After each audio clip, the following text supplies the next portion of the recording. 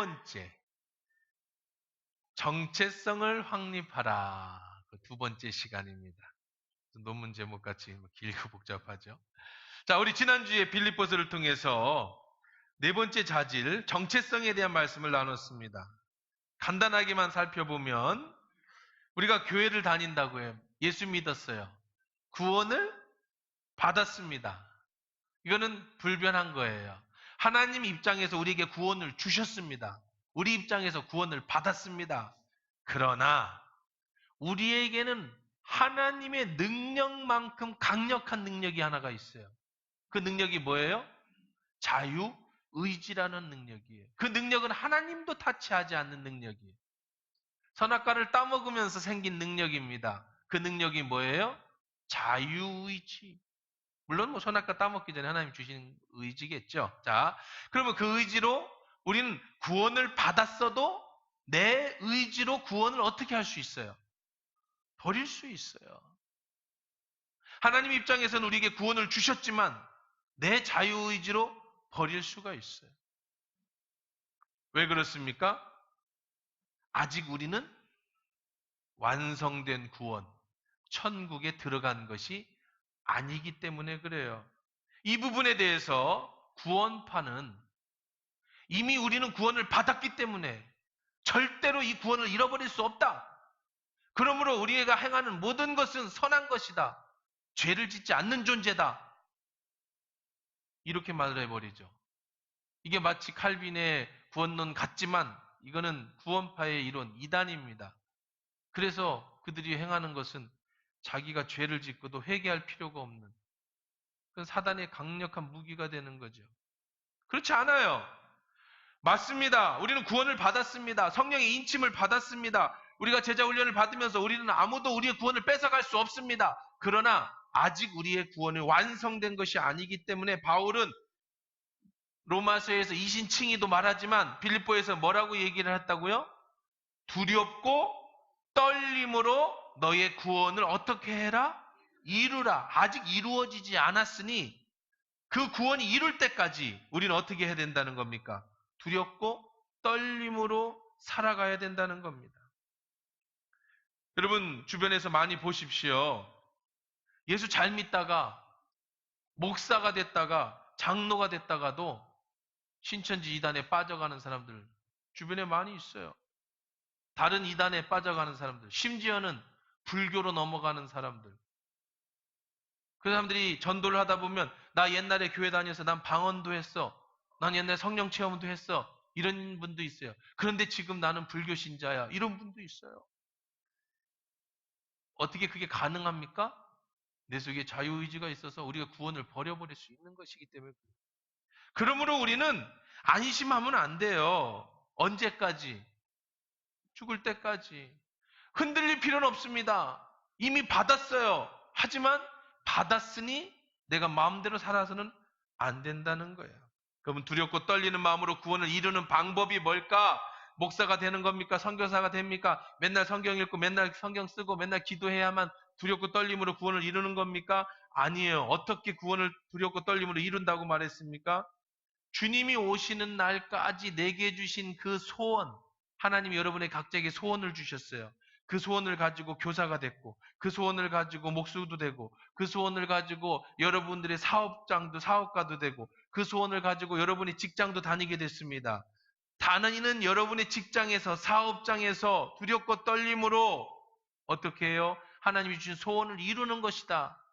하나님이 내게 소원을 주셨지만, 하나님은 그 소원을 통해 하나님이 영광을 받으시는 것이다. 그래서 너희 안에 행하시는 일 하나님이시니 자기의 기쁘신 뜻을 위하여 너에게 소원을 두고 행하신다. 이 말씀을 지난주에 또 함께 나눴었습니다. 그러니까 내가 다니는 직장, 내가 다니는 사업, 그것은 내가 하는 것이 아니라 하나님이 내게 소원을 주셨고 이걸 통해서 하나님의 영광을 돌리는 삶, 그렇게 살아가는 거예요. 언제까지요? 주님 오시는 그날까지 두렵고 떨리는 마음으로 구원을 이루는 것이라고 말씀을 드렸습니다. 자, 오늘 두 번째 시간입니다. 구원을 두렵고 떨림으로 어떻게 이루는가? 우리 15절 우리 같이 한번 읽어봅시다. 시작. 이는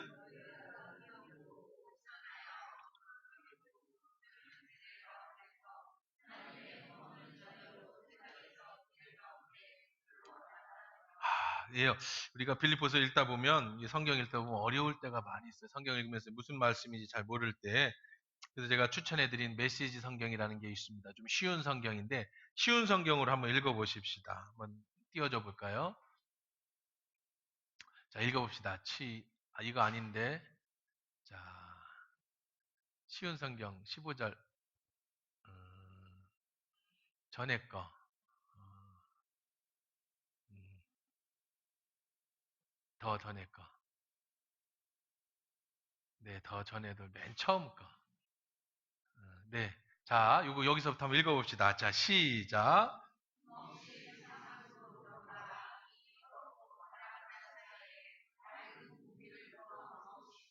네, 다음 한 번 더 눌러봐요.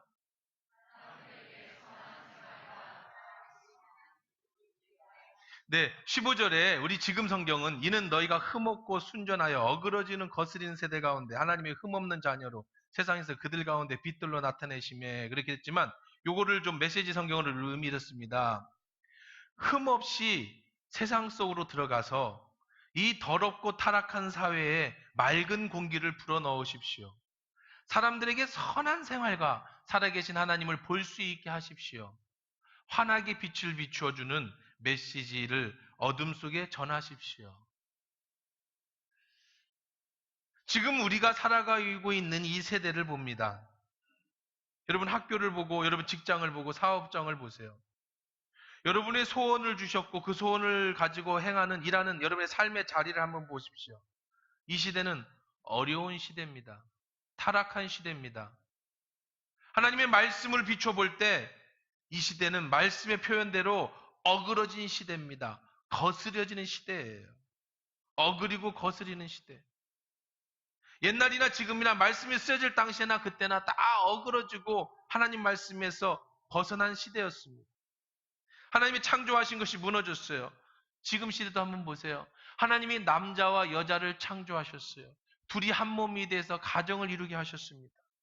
하나님 보시기에 좋았다고 했습니다. 근데 지금 시대는요, 남자가 남자를 좋아하고 여자가 여자를 좋아하는 것이 어떤 소수자들의 인권이라고 얘기를 하는 시대입니다. 근데 잘 보세요. 아주 중요한 맥락이 하나 있습니다. 좋아한다는 게 뭔지 아세요? 남자가 남자를 좋아한다는 게 동성연애자의 이 뜻이 뭔지 아세요? 그건 성교예요, 성교. 남자와 남자의 성교, 여자와 여자의 성교. 더럽고 추잡한 거죠. 요즘 여러분 그 서울에서도 그러고 전주에서도 그러고 이 동성애자 축제를 한다고 길거리를 활보하는데 그 사람들의 상징물이 전부 뭡니까? 성적 도구들 아닙니까? 음란물들 아닙니까? 그걸 버젓이 도로로 행진합니다. 사회가 막지 않아요. 허가합니다. 그들을 불러서 성적 소수자라고 얘기합니다. 성적 소수자. 그것이 어찌 성적 소수자입니까? 치료받아야 되는 일이죠. 남자가 남자와 성교를 하고 여자가 여자와 성교를 하는 게 어떻게 그게 성적 소수의 자신의 성적 취향입니까? 그건 치유받아야 되는 거예요. 그런데 그런 사람들을 보호해야 된다고 법으로 얘기를 합니다. 이것이 무너진 세대예요. 성경에도 그때도 그랬어요. 소돔과 고모라 시대도 그랬습니다. 그러나 성경을 보세요. 그런 성적 추잡한 시대는 전부 망했어요. 지금 우리는 그런 세상에 살면서 매스미디어, 텔레비, 뉴스, 드라마 이런 것들을 통해서 그것이 당연한 거고 마치 그들을 존중해 주는 것이 그것이 마치 인격을 이 사람들의 그런 것들을 세워주는 것처럼 물론 그런 것을 가졌다고 그 사람이 잘못됐다는 그 사람이 나쁘다는 건 절대로 아니에요. 그 사람은 인격적으로 분명히 존경받아야 될 사람입니다. 그러나 그런 행위는 그것은 사람이 할 행위는 아니라고 분명히 여러분이 아셔야 되는데 이 사회는 그렇게 하면 안 된다라고 얘기하지 못하는 시대. 거짓이 무너졌습니다. 진리가 무너지는 시대였습니다.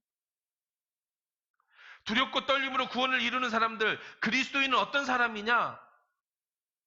어그러진 이 세대에 가서 그리스도인이 신선한 공기를 불러 넣어주는 사람이라는 거예요. 여러분이 세상에 나가서 세상에 썩어져 가고 어그러져 가는 세상에 가서 그리스도인으로 이것은 아니야 라고 얘기해 주는 사람들이 그리스도인이라는 거예요.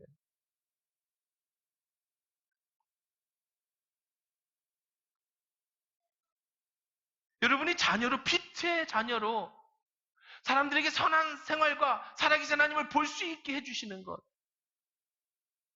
이런 세상에서 그것이 그리스도인의 정체성이라는 거예요.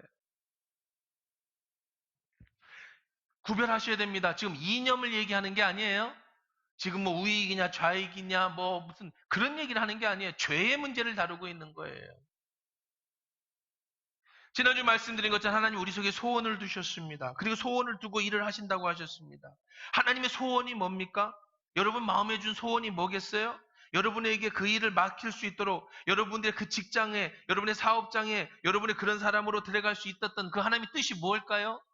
루터가 말하는 성직입니다. 여러분 다 성직자들입니다. 목사만 성직자가 아니라 여러분이 다 성직자예요. 그래서 여러분의 일터로, 그래서 여러분의 사업장으로 가는 성직자들입니다. 그곳에 가서 하나님의 뜻을 전하는 사람들이에요. 그곳에 가서 신선한 바람을 불어넣어주는 사람들이에요. 그래서 썩어져 간채로 빛을 비춰주는 사람들이에요. 그 사람들이 바로 여러분들입니다. 사람들에게 선한 생활과 살아계신 하나님을 볼 수 있게 하시는 분이 여러분이에요. 오늘날 교회가 왜 욕을 먹고 왜 그리스도인들이 세상에 손가락질을 당합니까? 같이 썩어져 가니까 그래요. 같이 어두워져 가니까 그런 겁니다.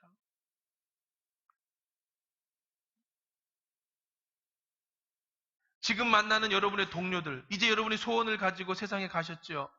내가 만나는 것이 내가 만나는 사람들. 여러분 우리 교회는 영업하시는 분들도 많이 계십니다. 열심히 영업을 해서 일을 해서 실적을 올려야 되죠. 그래서 노력해서 우리 식구들을 먹여 살려야 합니다. 그래서 내가 옷도 사야 되고 그래서 내가 먹고 살아야 됩니다. 그래서 많이 영업을 해야 됩니다. 얼마나 스트레스가 많겠습니까? 그래 다르게 생각해 보세요. 하나님이 지금 내 마음에 소원을 두고 행하고 계시는 겁니다. 여러분이 만나는 그 사람은 내가 그 사람을 이용해서 돈을 벌어서 내가 영업을 해서 내가 잘 먹고 우리 식구를 살리고 내가 옷을 사입을 사람이 아니고 하나님의 소원은 그 영업장에서 만나는 이 사람 속에 내 그리스도의 신선한 바람을 불어넣어주고 그 사람을 생명을 살리고 그 사람에게 빛을 비춰주셔서 따뜻하게 해주는 그런 우리들이 그리스도인이라는 거예요. 그러면 하나님이 어떻게 하신다고요? 내 소원을 두고 행하게 하신다. 그래서 하나님이 영업이 잘 되게 해주시는 거예요. 내가 잘 먹고 잘 살기 위해서 영업을 한다면 얼마나 스트레스가 되겠습니까? 그러나 내가 만나는 사람을 통해 그리스도의 향기를 나타낸다고 한다면 하나님이 행해 주신다고요. 그러면 우리의 삶 속에서 그것이 스트레스로 다가오지 않고 하나님이 주시는 기쁨으로 다가오게 된다는 이것이 직분론이에요. 여러분이 만나는 사람들, 이 세상 사람들 아닙니까? 그들은 어떤 사람들입니까? 성경에서 말하는 더럽고 타락한 세월에 물들어 있는 사람입니다. 나는 지금 물건을 파는 것이 아니라 나는 상품을 파는 것이 아니라 그 사람에게 지금 그리스도의 공기를 불어넣어주고 사랑을 놔주고 있는 사람들입니다. 그렇게 생각하라는 거예요.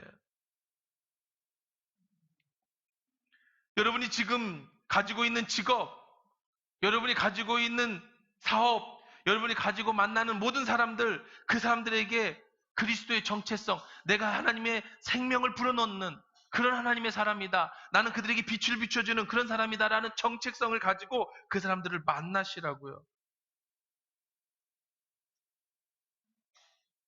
저의 정체성은 뭘까요? 제가 하는 건 뭘까요? 저는 여러분들에게 그런 사람이 되도록 가르치는 게 제 일입니다.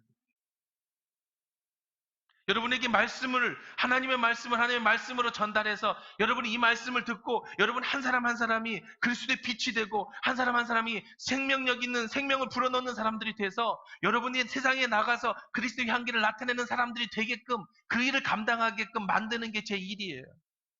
그래서 바울도 오늘 빌립보 교인들의 정체성을 얘기하면서 자기 자신에게 적용하고 있습니다. 바울이 지금 그 말씀을 자기에게 적용하고 있어요. 15절 한번 읽어볼까요? 자, 읽습니다. 시작. 이는 너희가 흠이 없고 순전하여 어그러지고 거스리는 세대 가운데서 하나님의 흠없는 자녀로 세상에서 그들 가운데 빛들로 나타내며 16절입니다. 생명의 말씀을 밝혀 나의 다름질이 헛되지 아니하고 수고도 헛되지 아니하므로 그리스도의 날에 내가 자랑할 것이 있게 하려 함이라. 자, 메시지 성경으로 한번 그 부분을 또 다시 한번 읽어보겠습니다. 아까 부분에 이어서 조금 어려울 수 있으니까 한번 틀어줘 볼까요? 아까 부분 이어서. 자, 네, 한번 눌러주세요. 자, 한 번 더 엔터. 자, 시작. 그러면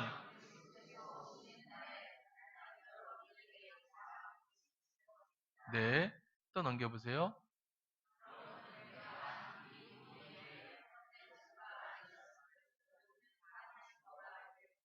우리는 왜 그렇게 살아야 되냐면요.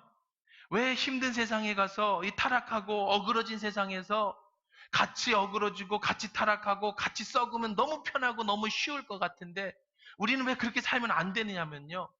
우리는 왜 욕을 먹으면서도 그리스도인답게 살아야 되냐면요. 왜 우리는 세상에 가서 하나님의 사랑을 전하며 살아야 되느냐면요. 우리는 왜 거기 그 사람들에게 생명력을 불어넣으며 살아야 되냐면요. 우리가 왜 그들에 가서 힘든데 빛의 역할을 감당하며 살아야 되느냐면요. 이 세상의 삶이 끝이 아니기 때문에 그래요. 진짜의 세상이 올 겁니다. 언제요? 예수 그리스도의 재림시에. 우리 인생은 이게 전부가 아니라 그래요. 여러분의 직장 이게 전부가 아니라 그래요. 내 사업장 이게 전부가 아니라 그래요. 우리의 진짜 직장이 올 겁니다. 우리의 진짜 사업장이 시작될 겁니다. 언제요? 예수 그리스도의 재림에 심판대. 그래서 바울은 자기 자신에게 이렇게 적용해서 얘기합니다. 뭐라고 얘기를 해요? 그러면 그리스도께서 오시는 날에 나는 여러분에 대해 자랑할 것이 있을 것입니다.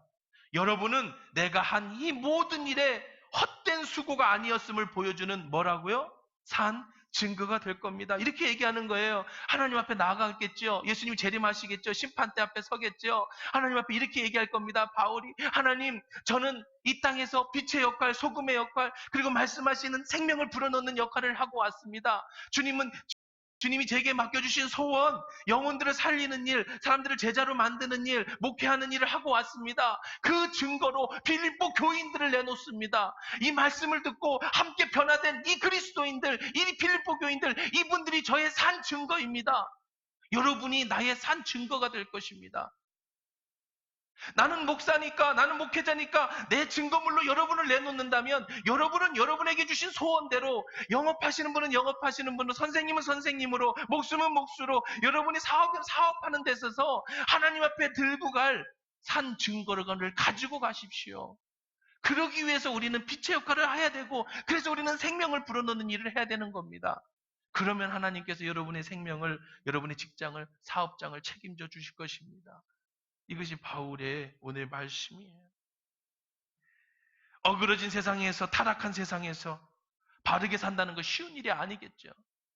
정말 이 어그러진 세상에서, 이런 타락한 세상에서 성도들을 정말 바른 성도로 만들어내는 것 바울이 쉬운 일이 아닐 겁니다.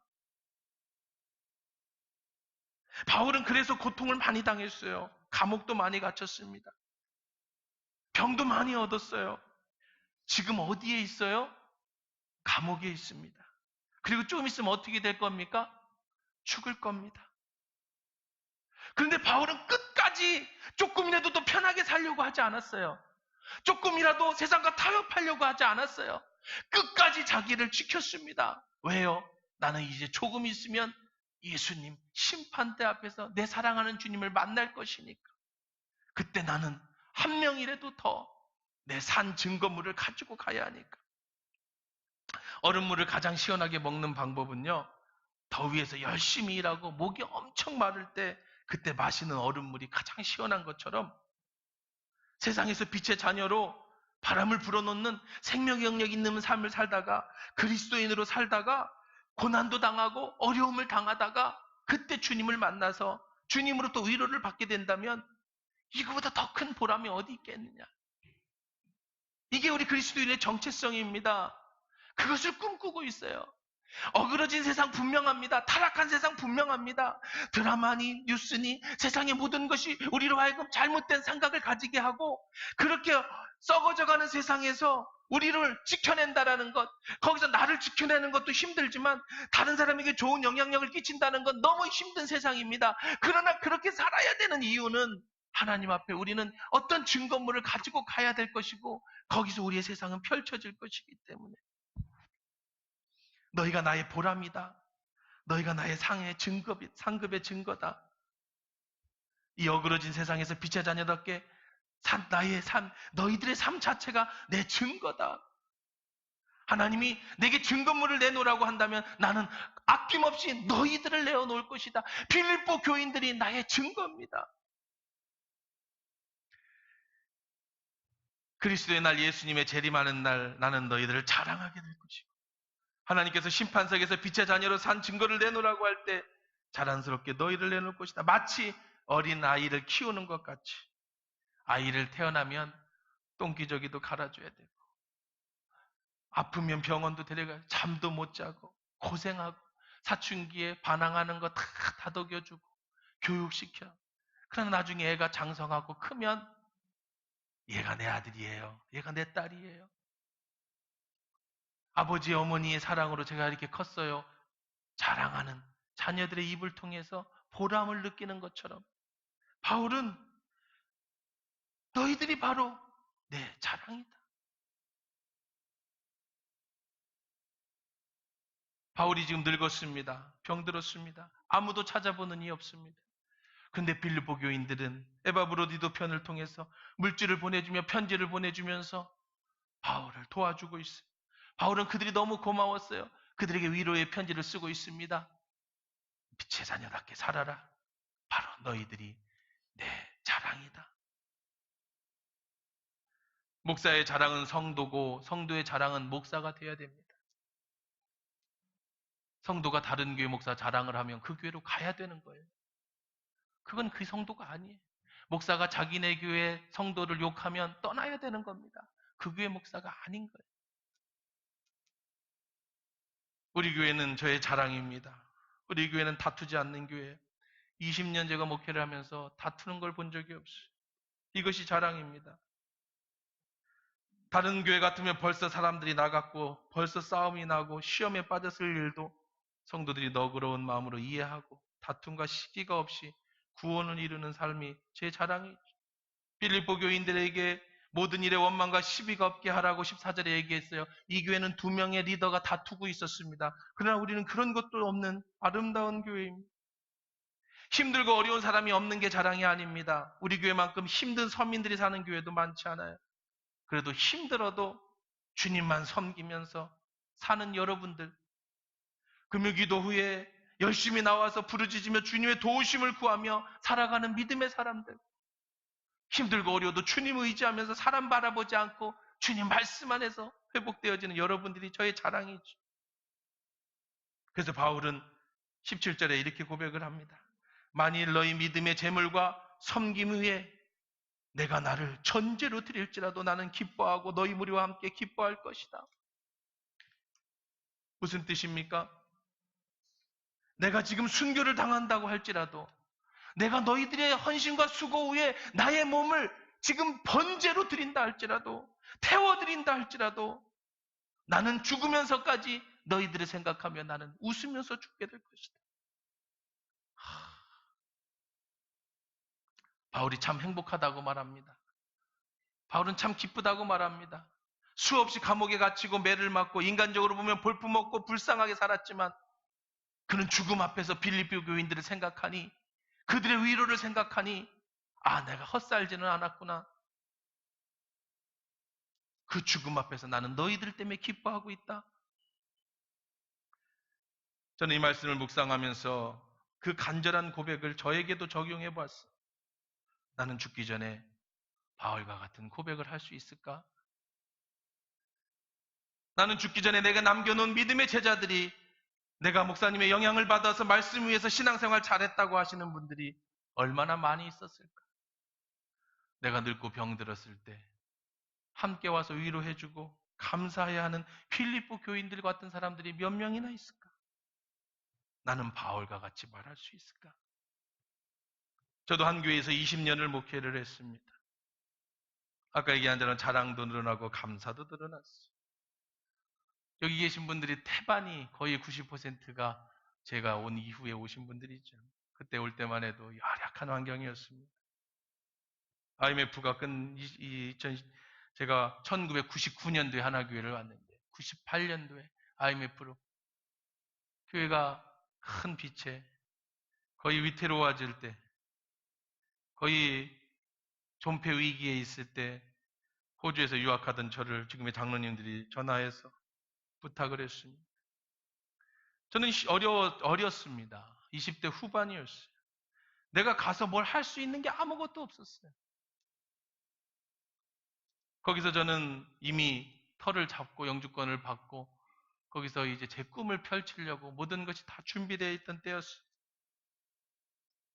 기도하던 끝에 그래, 어떻게든 작은 힘이라도 되어줄 수 있으면 가서 도움이 되어줘 보자. 딱 1년만 있다가 다시 돌아와서 여기서 내 꿈을 펼치자. 그게 1999년 5월 달이에요. 딱 만 20년 전 얘기입니다.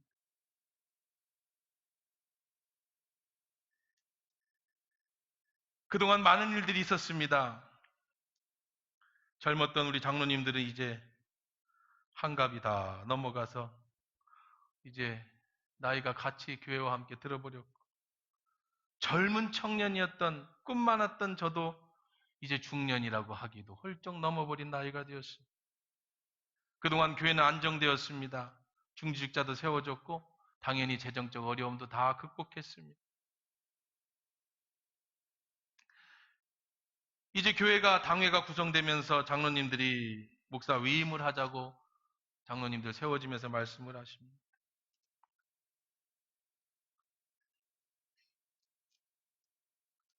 위임이 뭔지 모르는 분들도 있겠지만 위임이라는 것은 전체 교회를 노예에서 그 목사에게 정권을 위임해주는 말 그대로 위임입니다. 담임 목사와 위임 목사는 차이가 있죠. 노예 교회에서 목사님을 위임 목사로 청빙을 하는 거예요.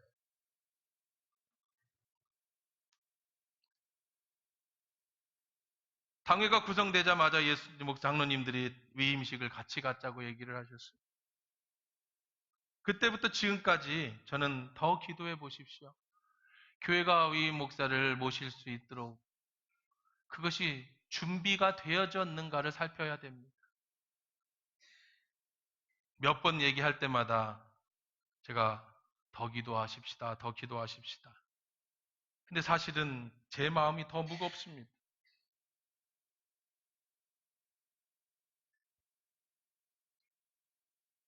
제가 위임 목사가 된다는 게 굉장한 부담이에요. 가장 큰 부담은 나보다 더 좋은 목사가 오시면 우리 교회 정도의 사이즈와 수준과 이 정도의 성도라면 서울대학 출신이 아니라 최고의 학벌과 최고의 학문과 모든 능력을 다 갖춘 분들을 모셔도 이력서가 이 수백 건이 충분히 쌓일 만한 교회. 우리 교계에서나 노예에서나 우리 정도의 교회면 정말 이 어려운 시절에 누구나 오고 싶어하는 정말 훌륭한 인격과 훌륭한 학문과 능력을 갖추신 정말 좋은 분들이 다 오실 수 있는 교회. 저는 20년을 이 교회에 있었습니다. 타성이 젖었어요. 매너리즘에 빠졌습니다. 저보다 훨씬 새로운 리프레시한 공기를 가지고 여러분에게 오셔서 여러분이 저한테 이미 다 적응이 돼 있으셔서 아무리 설교를 해도 여러분 신선하게 받아들일 수 없는 거예요. 더 좋은 분이 오셔서 그분이 설교를 하신다면 지금보다 더 부흥하지 않을까? 더 성장할 수 있지 않을까? 20년을 했으니까 내가 계속 해야 된다.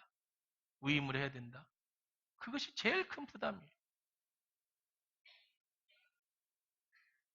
또 한다는 위임 목사를 모시면 교회적으로 재정적으로 많은 문제가 있습니다. 위임식도 해줘야 장로, 안수 집사, 권사야 본인들이 돈 내고 본인들이 행사를 치르지만 위임 목사는 또 교회에서 청빙을 하는 거니까 제가 위임을 안 한다고 해서 담임 목사라고 해서 어떤 전혀 목회를 하는데 아무런 달라지는 거 없을 텐데 왜 부담을 굳이 교인들에게 부담을 지워야 할까?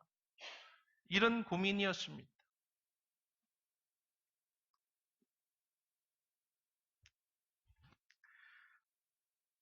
지난번에 또 다시 당회에서 목사 장로님들이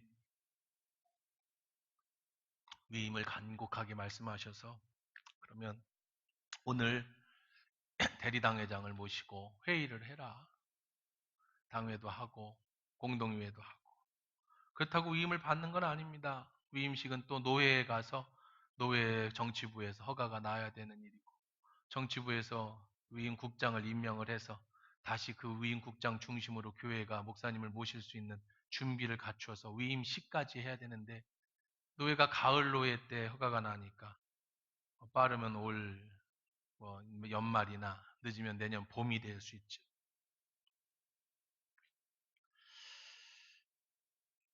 그러면서 지난 20년을 한번 돌이켜 봅니다. 그래도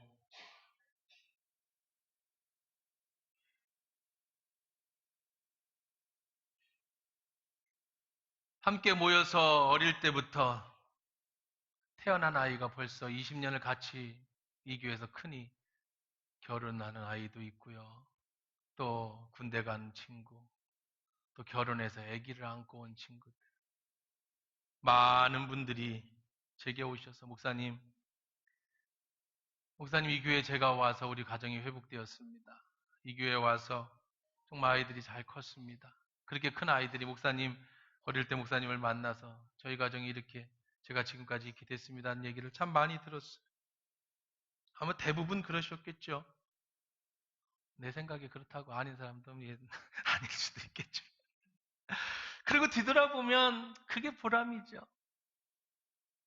그렇게 자란 아이들이 내려와서 식사하면서 목사님 감사하다고 그렇게 말 한마디 해주는 게 보람이고 목사님 덕분에 우리 가정이 섰다고 교회 와서 참 믿음을 가졌다고 말해주는 분들이 있어서 보람이고 바울은 마지막에 이렇게 얘기합니다. 만일 너의 믿음의 제물과 섬김 위에 나를 전제로 드릴지라도 나를 제물로 바친다 할지라도 나는 기뻐하고 너희 무리와 함께 기뻐하니 이와 같이 너희도 기뻐하고 나와 함께 기뻐하라. 우리 메시지 성경으로 또 한번 그 뒤로 한번 읽어볼까요? 자, 한번 또 한번 해보세요. 아까 거기 뒤에 이어서 방송실 네, 하기 싫은가 봐요. 네, 네, 제가 읽어드릴게요. 내가 지금 여기서 처형을 당한다 해도 내가 여러분이 그리스도의 제단의 믿음으로 바치는 제물의 일부가 되고 여러분의 기쁨의 일부가 된다면 나는 그것으로 기뻐할 것입니다. 그러니 여러분도 나의 기쁨의 일부가 되어 나와 함께 기뻐해야 합니다. 내게 미안한 마음을 품지 마십시오. 바울은 그렇게 얘기를 합니다. 바울이 곧 순교를 당합니다. 그러나 내가 죽더라도 나에 대해서 미안한 마음을 갖지 마십시오. 나의 죽음은 여러분들과 함께하는 기쁨의 죽음입니다. 지난 20년을 하나님의 은혜 속에서 교회가 세워졌고 정말 제가 이곳에 부임한 지가 만 20년이 됐어요. 부임식을 갖는다면 특별한 이유가 없다면 또 20년을 여기서 목회를 특별하게 하게 될 텐데 여러분들도 기도하시고 저도 기도하고 이것이 하나님의 뜻인가? 어느 날 정말 제가 바울과 같이 나이가 들어 70이 넘고 80이 넘어서 그때까지 생명을 하나님이 연장시켜 주신다고 한다면 나도 그렇게 기도할 수 있겠는가? 주님, 내 몸을 주님의 제물로 드린다 할지라도 지나온 교회, 지나온 성도, 지나온 사랑하는 제자들이 있어서 그들이 나의 기쁨이고 자랑이고 내가 그렇게 죽는다 할지라도 나는 기쁘게 죽겠다라고 하는 바울의 고백. 모든 목회자들이 제가 가지는 꿈의 기도이고 또 여러분 좋은 성도가 되십시오. 어떤 목회자가 오든 여러분 좋은 성도가 되셔서 함께 믿음으로 세워져 가는 교회. 정말 목회자를 위해서 존경해주고 존중해주는 이 세대를 뭐라고 그랬어요? 어그러지고 거스리는 세대. 존중해주는 사람이 없어지고 존경하는 사람이 없어지는 이 거스르는 세대. 그 세대에서도 여러분이 좋은 목회자를 잘 섬겼어요. 목사는 성도들의 기쁨이 되고 자기 몸을 헌신으로 내어주고 성도는 이 거스르는 세대 가운데서도 함께 교회를 잘 세워서 하나님의 앞에 설 때에 여러분이 저의 자랑이 되고 제가 또 여러분의 자랑이 될 수 있기를 주의 이름으로 축원합니다. 우리 같이 일어나서 기도하십시다.